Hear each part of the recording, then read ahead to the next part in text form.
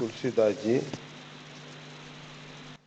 रामचरितमानस का समापन करते हुए उसकी फलश्रुति में ये सब लिख रहे हैं।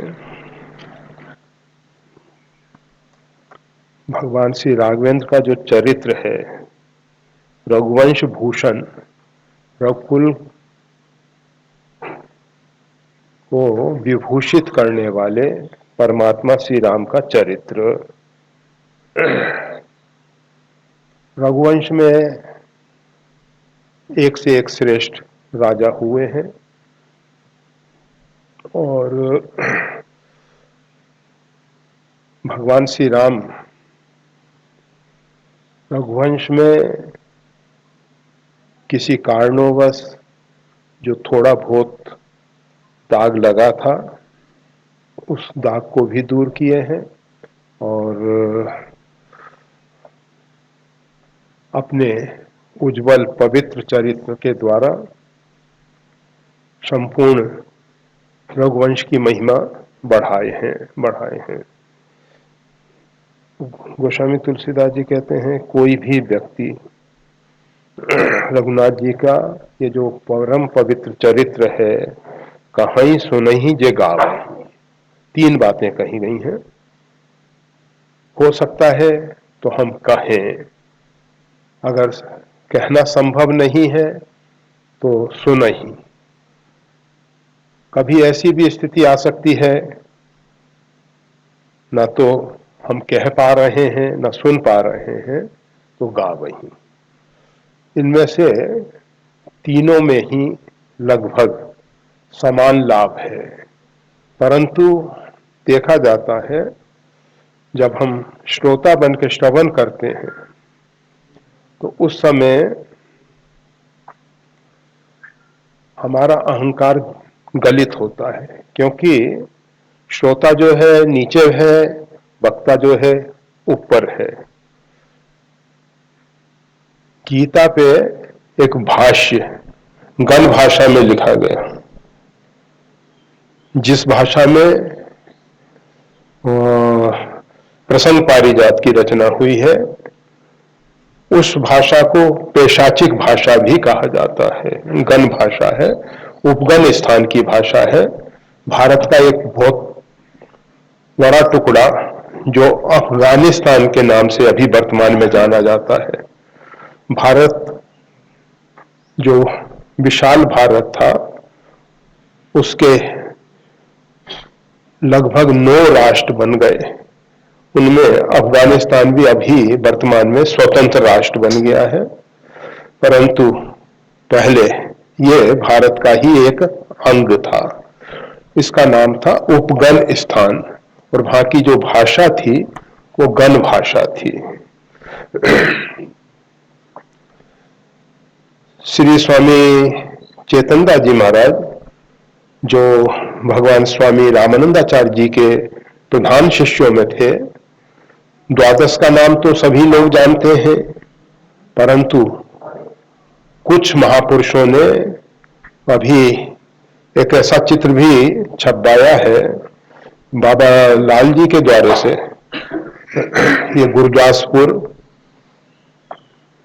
ध्यानपुर, ये पंजाब का एक बहुत बड़ी गद्दी है जहां बाबा लालदास जी महाराज विराजमान थे।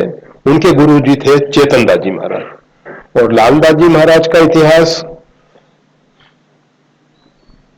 उनके पास ये दारा सिकोहा, जो एक बहुत अच्छा दार्शनिक था, औरंगजेब का भाई, वो आया करता था। और औरंगजेब के जो पिता थे जहांगीर, हमें नहीं मालूम, जो भी हो जो भी हो, तो वो अपने बेटों को लेके, 4 बेटे थे इनके, चारों बेटों को लेके पहुंचा बाबा जी के पास ध्यानपुर। बाबा लाल जी महाराज के चरणों में मत्था टेका, प्रणाम किया। मत्था टेकने के बाद पूछा कि भगवान, इस शरीर के बाद इस राज सिंहासन का, राजगद्दी का गद्दी नशीन कौन होगा? गद्दी नशीन कौन होगा? अब संतों की तो बड़ी विचित्र लीला होती है, बताने का ढंग अलग अलग प्रकार से, शब्दों से ही नहीं कहते हैं, कुछ क्रियाओं के द्वारा भी बहुत कुछ समझा देते हैं, दृष्टि से भी समझा देते हैं, क्रियाओं के द्वारा भी समझा देते हैं। उन्होंने वो जो 4 पुत्र साथ में थे, कहा आ बेटा बैठ जाए यहां अपनी गद्दी पे, लाल जी की गद्दी पे, बाबा लाल जी की गद्दी पे। तो एक ने गद्दी को नमस्कार किया और अलग हट गया, दूसरा, तीसरा, चौथा औरंगजेब जो है गद्दी पे बैठ गया। उन्होंने कहा ये तुम्हारा नालायक लड़का यही राजगद्दी का अधिकारी होगा, यही दिल्ली के सिंहासन पे सिंहासन होगा, अर्थात गद्दी नशीन बनेगा, और ऐसे नहीं बनेगा, तुमको जेल में डाल देगा और अपने भाइयों को मार के मरवा के फिर अपना शासन करेगा। तो ये इतिहास की घटनाएं होने से बाबा लाल जी को बहुत लोग जानते हैं, और लाल जी के गुरु जैसे हरिद्वार में गंगा को बहुत लोग जानते हैं, परंतु गंगा का जो मूल उद्गम है, जहां भगवान शंकर ने गंगा की एक बूंद गिराई, वहां कोई नहीं पहुंच पाता। वहां एक कुंड है जो ग्लेशियर में दबा हुआ है, जहां लगभग 30 मील का ग्लेशियर है, उसके बाद गौमुख है, वहां से गंगा का प्राकट्य होता है, परंतु गंगा के मूल को कोई नहीं जानता। इसी प्रकार से बाबा लाल जी को तो बहुत लोग जानते हैं और चेतन दास जी को कम लोग जानते हैं। तो बाबा लाल जी के यहाँ से, मतलब उसी गद्दी से अभी एक चित्र प्रकाशित हुआ, उसमें चेतन दास जी सहित 13 द्वादश के साथ एक और जोड़ के चेतन दास जी महाराज के साथ, वो एक अद्भुत स्थिति में रहने वाले महापुरुष चेतन दास जी महाराज।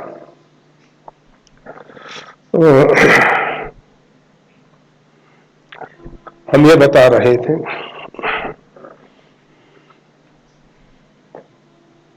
गीता पे एक भाष्य है, वो है गण भाषा में, जहां चेतन दास जी महाराज ने उपगण स्थान को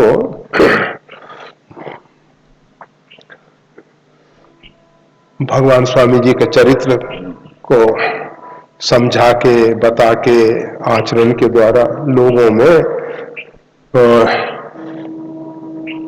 श्रुति सम्मत हरि भक्ति पथा संयुत ज्ञान विवेक, इस प्रकार से जो रामानंदीय संत समाज में भक्ति है, भक्ति तो एक है, परंतु भक्ति का ढंग, भक्ति स तस्मिन परम प्रेम रूपा, परमात्मा के प्रति जो परम प्रेम है उसी का नाम भक्ति है। उस प्रेम की अभिव्यक्ति किस माध्यम से, किस किस प्रकार होती है, वो ढंग अलग अलग है। अब जैसे गाय है, अब वो आपसे प्यार करेगी तो कैसे करेगी? चाट के करेगी।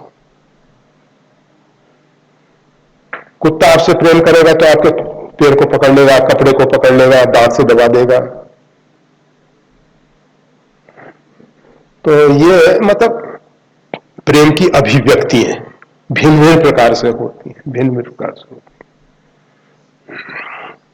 है। वृक्ष, आप उसके नीचे पहुंचोगे, अगर वो अपने प्रेम की अभिव्यक्ति, झूम उठेगा, नाच उठेगा, उसमें विशेष प्रकार के स्पंदन दिखाई देंगे। प्रेम की अभिव्यक्ति अलग अलग प्रकार से होती है। तो चेतन दास जी महाराज ने वहां उपगण स्थान में ऐसा कार्य किया था, और वहां की जो भाषा गण भाषा, उसमें गीता पे एक भाष्य लिखा गया। क्यों और कैसे लिखा गया, उसका एक इतिहास है। वो इतिहास इस प्रकार से है जिस समय महाभारत युद्ध प्रारंभ होने वाला था, धर्म क्षेत्रे कुरुक्षेत्रे संवेता युत्सव, उस कुरुक्षेत्र में 18 अक्षौहिणी सेना एकत्रित हुई। 11 अक्षौहिणी सेना दुर्योधन के पक्ष में है, अधर्म के पक्ष में। देखो, अधर्म के पक्ष में ज्यादा लोग और धर्म के पक्ष में केवल 7 अक्षौहिणी सेना है। फिर भी विजय धर्म हुआ। यतो धर्म ततो जया। और जहां भगवान श्री कृष्ण है वहां ही धर्म है और वहीं श्री है। जहां परमात्मा है वहां ही धर्म है।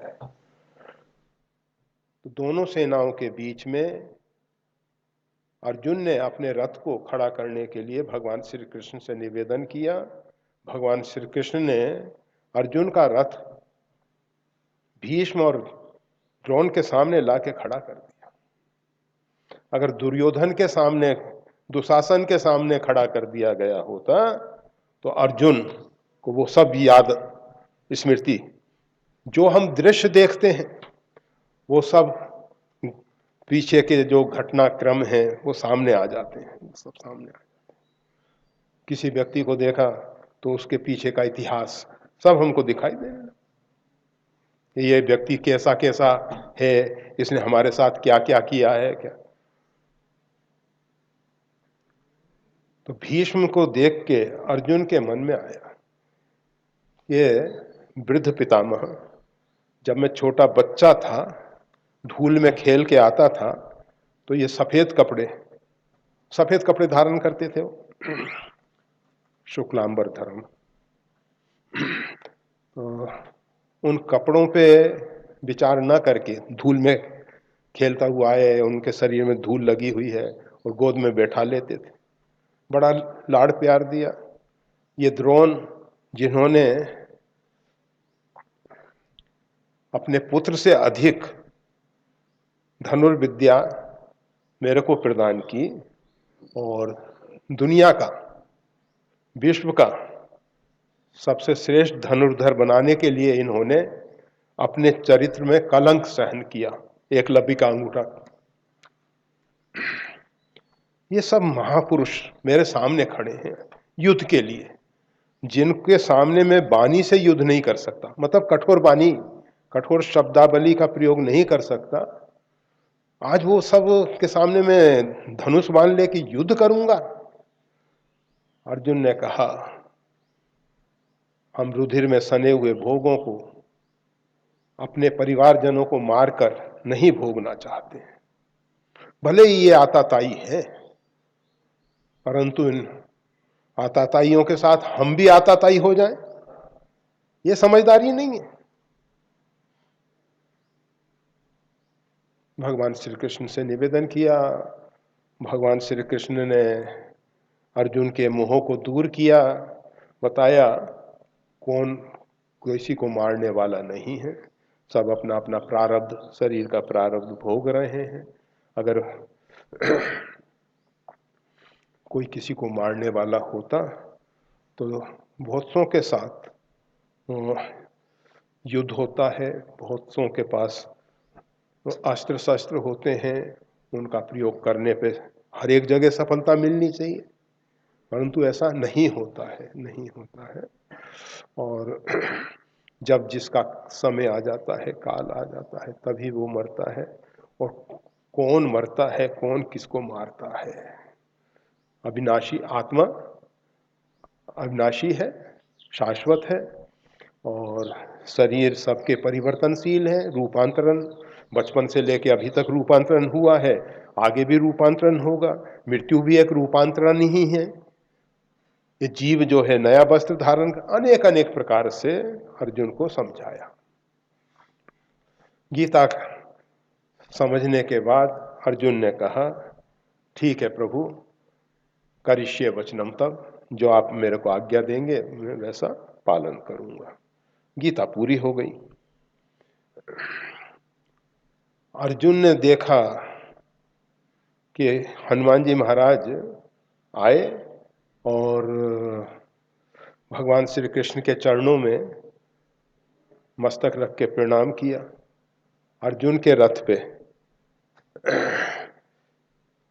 हनुमान जी महाराज विराजमान, रथ की ध्वजा से उतर ही आए और उतरने के बाद प्रणाम किया, भगवान श्री कृष्ण को प्रणाम किया। भगवान से कहा, प्रभु एक अपराध हुआ है, आप कृपा करके उसका प्रायश्चित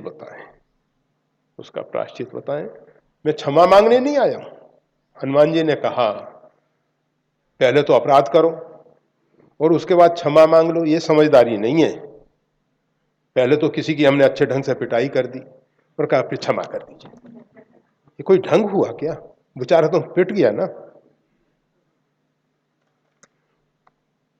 ये मैंने अपराध किया है, तो मेरे को अपराध का दंड मिलना चाहिए, यथोचित दंड मिलना चाहिए।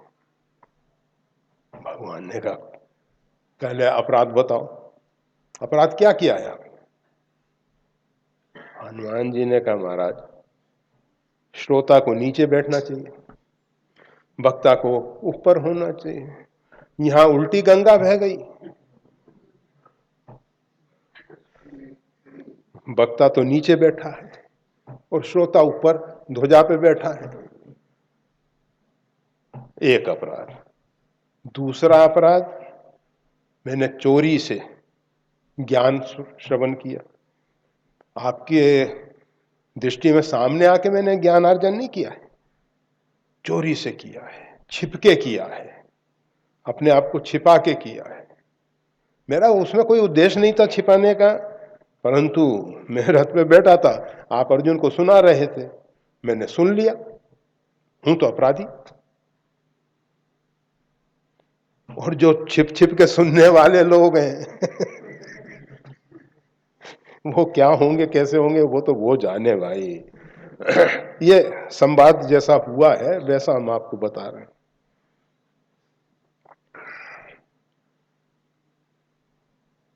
अर्जुन ने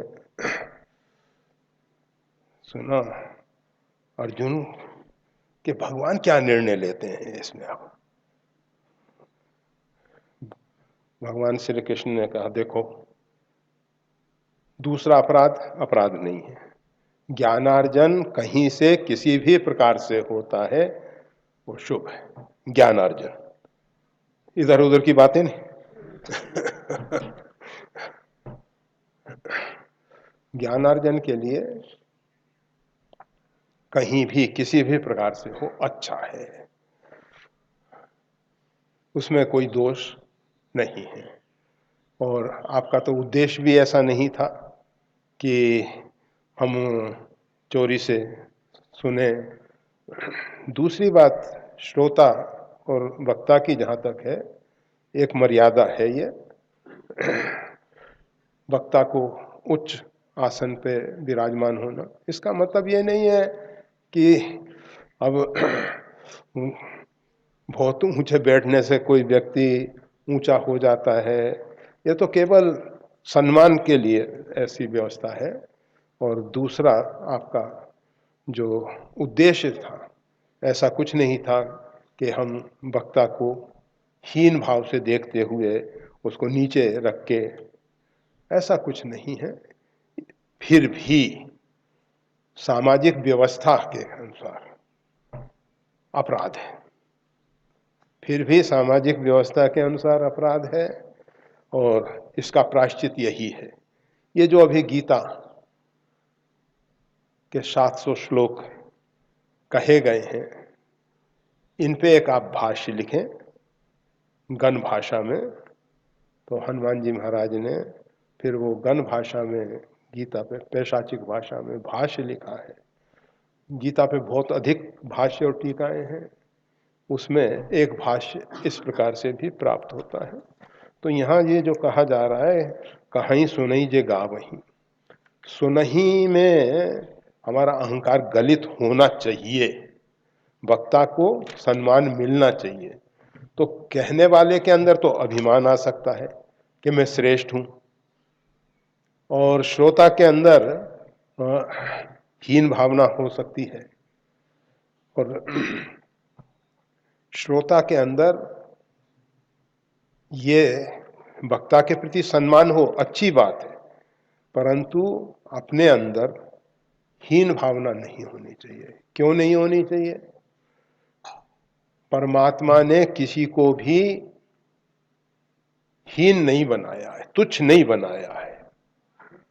हम अपने कर्मानुसार श्रेष्ठ अथवा तुच्छ बन जाते हैं। हमारी चित्त की वृत्तियां, हमारे कर्म हमको श्रेष्ठ निकृष्ट बना देते हैं। तो कोई को परमात्मा निकृष्ट नहीं बनाते हैं। हर एक बीज में वृक्ष बनने की संभावना है। अगर बीज वृक्ष नहीं बन पाया तो समझना चाहिए कि अनुकूल वातावरण नहीं मिला। तो श्रोता को समझ लेना चाहिए कि अगर हम में कुछ कमियां हैं तो इसका मतलब ये नहीं कि हम वैसे ही हैं। कुछ परिस्थितियों के कारण, कुछ व्यवस्थाओं के कारण, उसमें बहुत कारण होते हैं, बहुत कारण होते हैं, एक कारण नहीं। अब आप जानते हैं पृथ्वी के दो ध्रुव हैं, दक्षिण ध्रुव, उत्तर ध्रुव, नॉर्थ पोल, साउथ पोल। वहां अगर व्यक्ति पहुंचता है तो उसकी चित्तवृत्ति जो है शांत हो जाएगी, अंतर्मुखी हो जाएगी, वैराग्य हो जाएगा उसका। वो ध्रुव का प्रभाव है। वहां किसी समय बड़े नगर थे। ये पृथ्वी जो है ना पहले सीधी थी, अभी ये 23 डिग्री झुकी हुई है। ये जो झुक के घूम रही है ना, इसी से दिन छोटे बड़े होने लग गए। जब सीधी थी तब कोई समस्या नहीं थी। 12 महीने में, अब तो 25 दिसंबर आता है, बड़ा दिन हो गया, उससे फिर दिन धीरे धीरे धीरे धीरे बढ़ता चला जाता है। एक दिन ऐसा आता है, भारत की बात हम कर रहे हैं, 14 घंटे का दिन हो जाता है, 10 घंटे की रात्रि हो जाती है। और एक दिन ऐसा आता है कि 10 घंटे का दिन हो जाता है और 14 घंटे की रात्रि हो जाती है। और कहीं कहीं 4-4, 6-6 महीने के दिन और रात हो जाते हैं, नॉर्वे इत्यादि। ये पृथ्वी के झुकने के कारण होगा, झुकने के कारण होगा।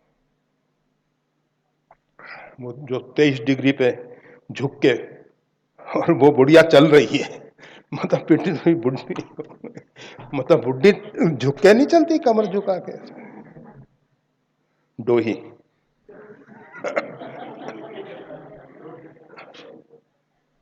तो हमारा जन्म कहां हुआ, हम रहते कहां हैं, इन सब बातों का असर होता है ना। हम नर्मदा के किनारे, हम गंगा के किनारे, उत्तराखंड, हिमालय, रामेश्वरम, द्वारका, जगन्नाथपुरी, हर एक जगह का अलग अलग महत्व है। कहने को तो सब लोग कह देते हैं कि भगवान सब जगह समान है। भगवान सब जगह समान हैं, हम भी मानते हैं, परंतु देश काल परिस्थिति के अनुसार,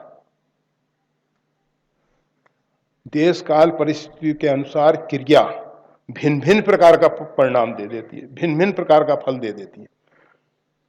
तीर्थों में जप करोगे, ग्रहण के समय करोगे, नवरात्रि में करोगे, उसका विशेष फल होगा।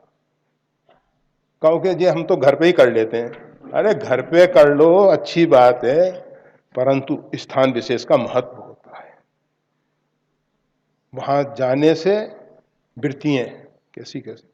तो किसी व्यक्ति को, यह सब विषय फिर लंबा हो जाता है ना, थोड़ा सा ये छंद के साथ चलें वो ही अच्छा है।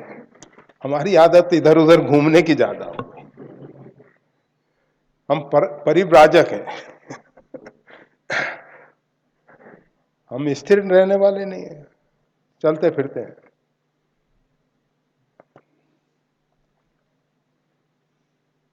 तो श्रोता के मन में हीन भाव नहीं आना चाहिए, वक्ता के मन में श्रेष्ठता का अभिमान नहीं होना चाहिए। वक्ता को श्रोताओं का भी सम्मान करना चाहिए और श्रोताओं को वक्ता का सम्मान करना चाहिए। वक्ता कभी ऐसा ना मान बैठे कि हम बहुत बड़े ज्ञानी हैं, हम इतना बोल रहे हैं और ये सब अज्ञानी हैं जो सुन रहे हैं। घटना रामचरितमानस में आप देखते हो ना, एक बार त्रेता जुग माई शंभु गए कुंभज ऋषि पाही, संग सती जगजननी भवानी पूजे ऋषि अखिलेश्वर जानी। एक बार त्रेता जुग में, एक बार त्रेता में एक ऐसी घटना घटी, शंभु गए कुंभज ऋषि पाई।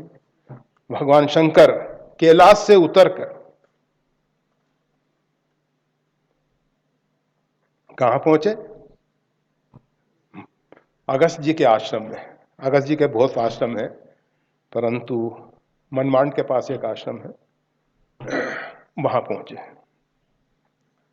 फिर बाद में तो अगस्त जी और दक्षिण में चले गए हैं। वहां संग सती जगजननी, जगत जननी भगवती सती जी भी साथ में है और ऋषि देखे, पूजे ऋषि अखिलेश्वर जानी का। ये तो संपूर्ण विश्व ब्रह्मांड का मालिक भगवान शिव पधारे हैं। अर्घ्य पाद पूजा अच्छे ढंग से पूजा की। भगवान शंकर ने कहा, हम तो आपके मुखारविंद से कथा श्रवण करने के लिए आए हैं। कहा ठीक है, विराजिए, आसन दिया। सती जी के मन में खुरापात हुई। दक्ष की कन्या है, दक्ष बुद्धिमान है, बड़ा चतुर। जब तक उसका सिर नहीं कटा तब तक बहुत अभिमान अहंकार से भरा था। ये जो चतुर लोग होते हैं ना, होशियार, क्या शियार हो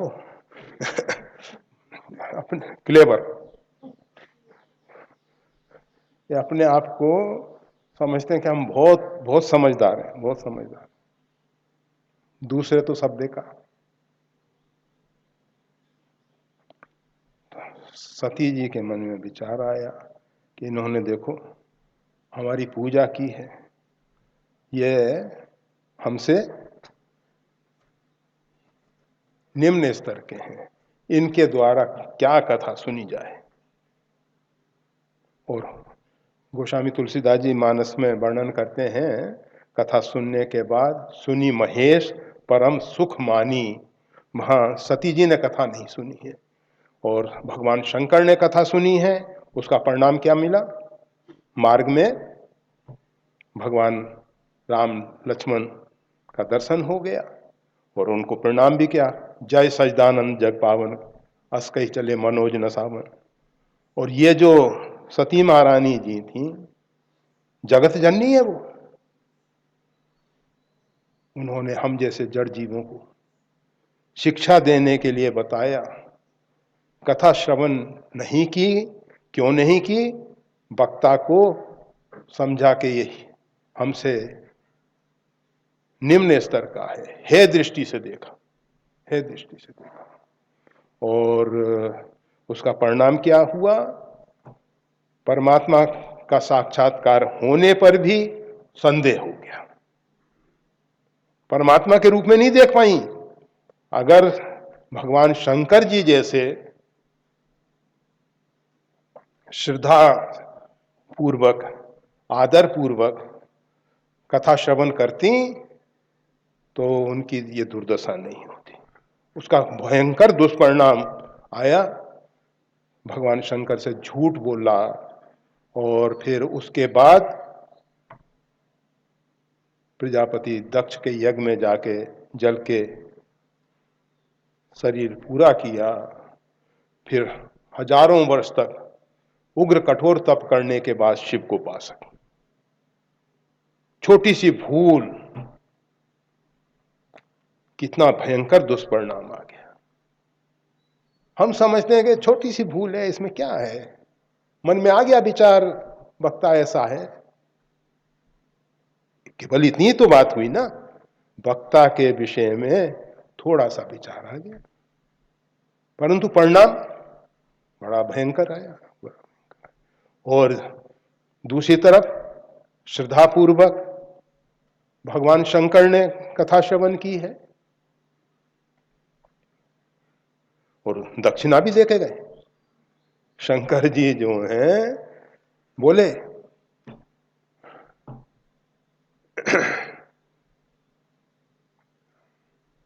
महाराज, वैसे तो राम कथा के आप वक्ता हैं, आप अपने आप में पूर्ण काम हैं, आप्त काम हैं। जो भी राम कथा के वक्ता हैं वो अपने आप में पूर्ण काम होते हैं, आप्त काम होते हैं।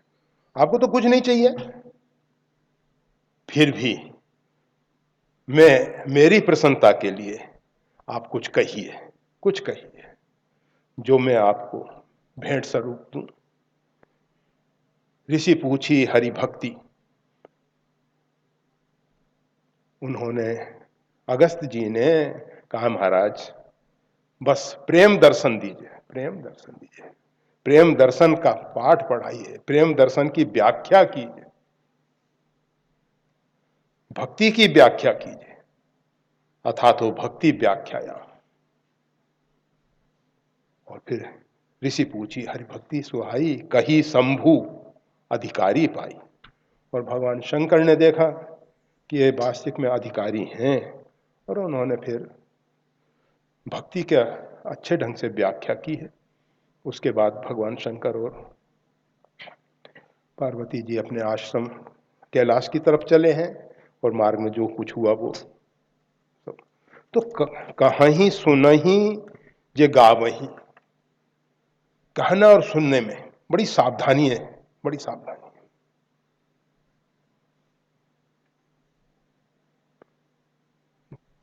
और गाने में भी सावधानी है, ऐसा नहीं कि गाने में सावधानी नहीं है। जे गावही ये चरित संहारे, तही ही ताल चतुर रखवारे। इस चरित को जो संभाल के गाएंगे,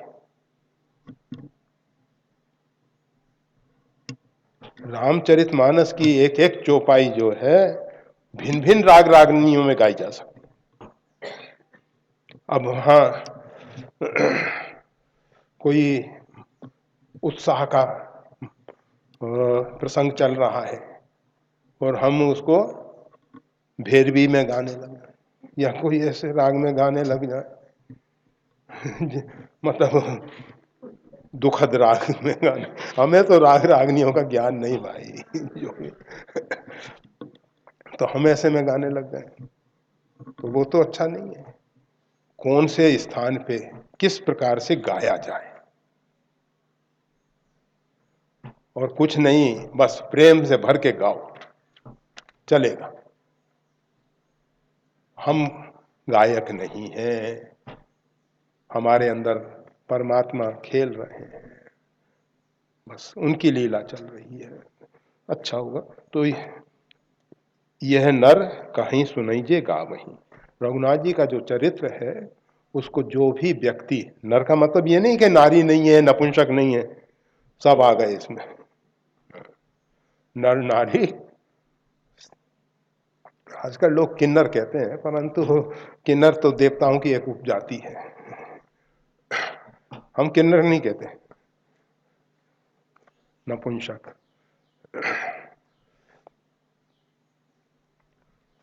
तो ये चरित्र जो भी,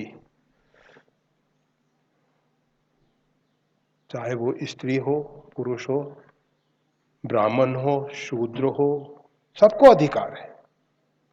वाल्मीकि रामायण में भी स्पष्ट लिखा गया है कि इसको ब्राह्मण गाएंगे, इसको क्षत्रिय गाएंगे, इसको वैश्य गाएंगे, इसको शूद्र गाएंगे, अमुक अमुक परिणाम आएगा। सबको लाभ है, सबको लाभ। इसके लिए ऐसा नहीं है कि कोई विशेष प्रकार के श्रोता ही इसका श्रवण कर सकते हैं, सब श्रवण कर सकते हैं, सब गान कर सकते हैं। तो यह नर जो भी ये चरित्र को गान करेंगे, कहेंगे, सुनेंगे, उनको क्या लाभ मिलेगा, क्या लाभ। कहते हैं कलिमल मनोमल धोई, एक कली का मल और मन का मल दोनों धुल जाएंगे। कल के मल से जो बाह्य व्यवहार हमारे बिगड़े हुए हैं, लोगों के साथ हम छल कपट इत्यादि का व्यवहार कर रहे हैं, उसमें सुधार आ जाएगा। मनोमल, हमारे मन में जो मलिनता है, जिसके द्वारा मन में दुर्विचार आते हैं, कुविचार आते हैं, और उसके साथ साथ जो आज विचार है, कल वाणी के रूप में, क्रिया के रूप में परिणित हो जाते हैं। पहले तो विचार ही आता है ना, फिर वो हम उसको अभद्र भाषा में गाली के रूप में प्रयोग कर दें, अथवा किसी किसी रूप में प्रयोग कर दें। तो ये जो रामचरित्र है, ये भगवान श्री राघवेंद्र का चरित्र है। इसका जो भी गान करेंगे, कहेंगे, सुनेंगे, तीनों को ही एक बहुत बड़ा लाभ होगा। क्या बड़ा लाभ होगा? कली का मल दूर हो जाएगा, मनोमल दूर हो जाएगा। और केवल इतना ही नहीं, कपड़े की सफाई तो हुई, आपकी सफाई तो हुई, आपके मनों की सफाई हुई, इसके साथ साथ बिन श्रम राम धाम सिधावै, बिना परिश्रम के आपको फिर नाना प्रकार की योग साधनाएं, नाना प्रकार के अनुष्ठान कुछ नहीं करने पड़ेंगे, कुछ नहीं करने पड़ेंगे। बिन श्रम, बिना परिश्रम के राम धाम सिधावै, भगवान श्री राघवेंद्र के धाम में पहुंच जाएंगे आप। कौन सा धाम? यत् गत्वा न निवर्तन्ते तद धामम परमम मम। जिस स्थिति विशेष में पहुंच जाने के बाद जीव का पतन संभव नहीं, वो भगवान का परम धाम है, जहां पहुंचने के बाद पतन नहीं होता। बैकुंठ से पतन हुआ है, जय और विजय का। दूसरे जितने भी लोकांतर हैं, वहां से पतन होने की संभावना है। परंतु परमात्मा का जो परम धाम है, श्री राम का परम धाम, जिसको हम सब साकेत कहते हैं, वहां से पतन नहीं होता है, वहां से गिरने की संभावनाएं नहीं। न तद्भाषते सूर्यो न शशांको न पावक। इस विषय में पहले भी कहा गया है। सूर्य अर्थात परमाणु ऊर्जा से निकलने वाली ऊर्जा, प्रकाश। चंद्र अर्थात सूर्य से आने वाले प्रकाश का परावर्तन। और अग्नि अर्थात ईंधन के जलने से उत्पन्न हुआ प्रकाश। तीन प्रकार का प्रकाश हुआ। ये तीनों प्रकार के प्रकाश वहां नहीं है। इन तीन प्रकार के प्रकाश से हम सब परिचित हैं। ये तीन प्रकार का प्रकाश वहां नहीं है। वो जो है आत्म ज्योति है, शिव ज्योति है, राम ज्योति है, वो परमात्मा का प्रकाश है। परमात्मा के आलोक के सामने ये सब प्रकाश फीके पड़ जाते हैं। जैसे सूर्य के प्रकाश में दीपक का प्रकाश, जुगनू का प्रकाश लुप्त हो जाता है, तारों का प्रकाश लुप्त हो जाता है। इसी प्रकार से वो जो परमात्मा का परम धाम है, वहां ये सब प्रकाश, आज सबसे बड़ी ऊर्जा का स्रोत क्या है? परमाणु। परमाणु का विस्फोट, उससे बहुत बड़ी ऊर्जा पैदा हो रही है। उस ऊर्जा से पैदा होने वाला प्रकाश और उसका परावर्तन करते हुए, परिवर्तित करते हुए, वो प्रकाश का रिफ्लेक्शन, और ईंधन के द्वारा प्रकाश, ये तीनों प्रकार के प्रकाश वहां फीके पड़ जाते हैं, फीके पड़ जाते हैं। वो भगवान का परम धाम है। वहां पहुंचने पर कुछ पाना शेष नहीं रहता, कुछ जानना शेष नहीं रहता। आज हम इधर उधर क्यों भटक रहे हैं? हम अंदर से खोखले हैं, हमको कुछ चाहिए, बाहर से पूर्ति करना चाहते हैं। हम अपने आप में आनंदित नहीं हैं, हम बाहर से सुख की अपेक्षा कर रहे हैं। कहां से मिलेगा, कैसे मिलेगा, उसके लिए नाना प्रकार के ढंग अपना रहे हैं कि यहां से इस प्रकार से सुखी हो जाएंगे, इस प्रकार से सुखी हो जाएंगे, ऐसे सुखी। तो भगवान का धाम जो है, वहां पहुंचने पे फिर ये भटकन दूर हो जाती है, इधर उधर भटकना दूर हो जाता है। जीव अपने आप में पूर्ण काम हो जाता है, आप्त काम हो जाता है, पूर्णत्व की प्राप्ति कर लेता है, फिर कुछ पाना शेष नहीं रहता। तो ऐसे राम धाम में सिधावही। कौन? ये चरित्र भगवान का जो कहेंगे, सुनेंगे और गाएंगे। सतपंच चौपाई मनोहर जान जो नर उर धरे। और रामचरितमानस की जो चौपाइयां हैं, ये सच्चे पंच हैं। जीवन में कोई भी समस्या आ जाए, रामचरितमानस की चौपाई सतपंच होके, सच्चा पंच होके, जैसे समाज में कोई समस्या आई, हम 5 व्यक्तियों को एकत्रित करके उनसे अपनी समस्या का समाधान करा लेते हैं। रामचरितमानस की जो चौपाइयां हैं, ये सच्चे पंच हैं, सतपंच हैं। ये रिश्वत लेने वाले नहीं है, रिश्वत लेके बदल जाएं, ऐसा नहीं।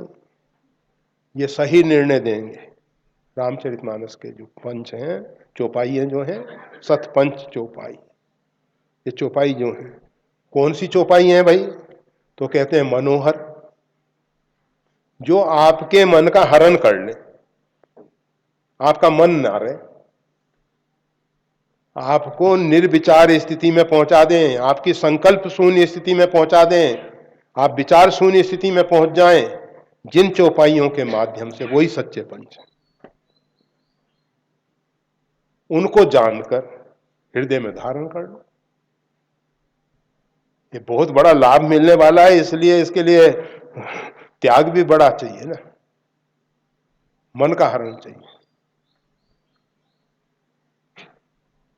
मन हरण हो जाए। मन एव मनुष्याना, मन ही जो है मनुष्यों को बंध और मोक्ष का कारण कहा जाता है। बंध और मोक्ष दोनों से ऊपर निकाल देंगे। कब? इन चौपाइयों को, कौन सी चौपाइयों को? जो हमारे मन को हरण कर ली हैं, सच्चा पंच समझ के हृदय में धारण करेगा, हृदय में धारण करेगा, अर्थात चित्त में धारण करेगा।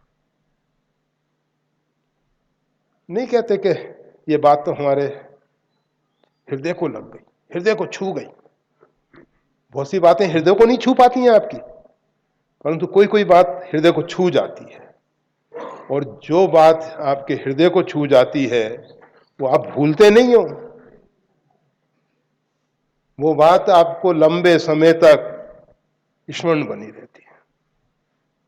कोई व्यक्ति ने हमारे साथ ऐसा व्यवहार कर दिया, कोई व्यक्ति ने ऐसी शब्दावली का प्रयोग कर दिया, कहते हैं ये बात तो हमारे हृदय को छू गई।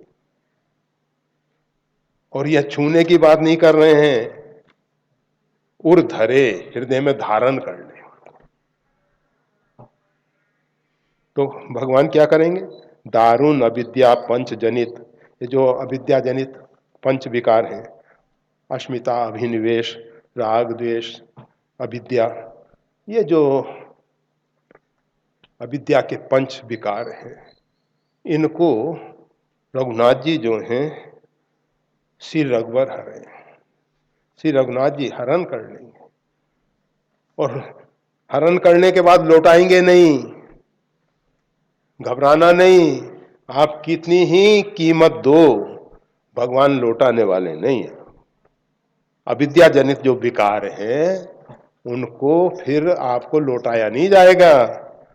हमेशा के लिए आप निश्चिंत हो गए, हमेशा के लिए इनसे मुक्ति पा गए आप। अविद्या जनित दो प्रकार की माया है, एक विद्या माया, एक अविद्या माया। एक दुष्ट अतिशय दुख रूपा जाबस जीव परा भवकूपा। यह अविद्या माया जो है ये बड़ी दुष्ट है, दुष्ट प्रकृति की है। जाबस जीव परा भवकूपा, इसके कारण जीव जो है भवकूप में पड़ा हुआ है। भवकूप कैसा है? वो कल्याण में इसका चित्र देखा, भवकूप का चित्र देखा। एक कूप है, कुआं है, उसमें एक बट पेड़ की जड़ ऊपर से नीचे की ओर जा रही है। वो जड़ एक बड़ी शाखा से निकल रही है। एक व्यक्ति उसको पकड़ के लटका हुआ है, उस पर झूल रहा है और नीचे विषधर सर्प फुफकार रहा है।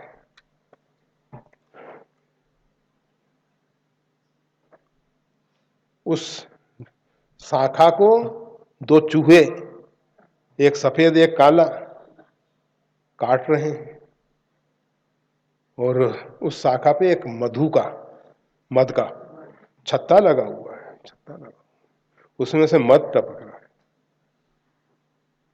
और वो व्यक्ति के मुख में गिर रहा है। बस वो उसको पान कर करके मस्त हो रहा है।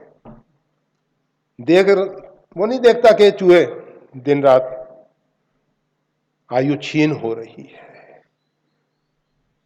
विषधर सर्प काल जो है इंतजार में है, कब शाखा कटे और ये जीव नीचे आए, आयु कब पूरी हो और हम काल के ग्रास बने। दिन रात वो ऐसे चूहे हैं, एक मिनट आराम नहीं करते।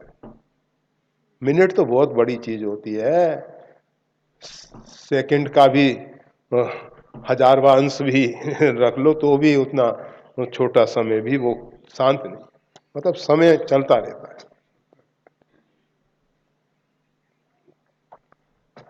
तो ये है भवकूप, अर्थात हम पता नहीं किस नशे में मस्त होके भूले हुए हैं इस काल को, महाकाल को, कालातीत राम को। वो जो मद पान कर रहे हैं ना, मद की बूंद टपक रही है हमारे, बस उसको पी पी के हम मस्त हो रहे हैं, सब भूल रहे हैं, सब भूल रहे हैं। ऐसा ये व्यक्ति मदहोश हो रहा है मदपान कर कर। जाति रूप यौवन धन विद्या भाव हर एक प्रकार के मधु जो बनता है, मद जो बनता है, मक्खियां कहां कहां से लाती हैं, एक जगह से थोड़ी लाती हैं। वो अनेक प्रकार के रस मिले हुए हैं उसमें और वो हमारे मुख में एक एक बूंद टपक रहे। ये है भवकूप, एक दुष्ट अतिशय दुख रूपा जाबस जीव परा भवकूपा। इस भवकूप में पड़ा हुआ है। तो ये जो अविद्या जनित विकार है, ये जीव की जो मोह निद्रा है, ये रघुनाथ जी की कृपा से दूर हो सकती है। कैसे दूर होगी? सतपंच चौपाई मनोहर,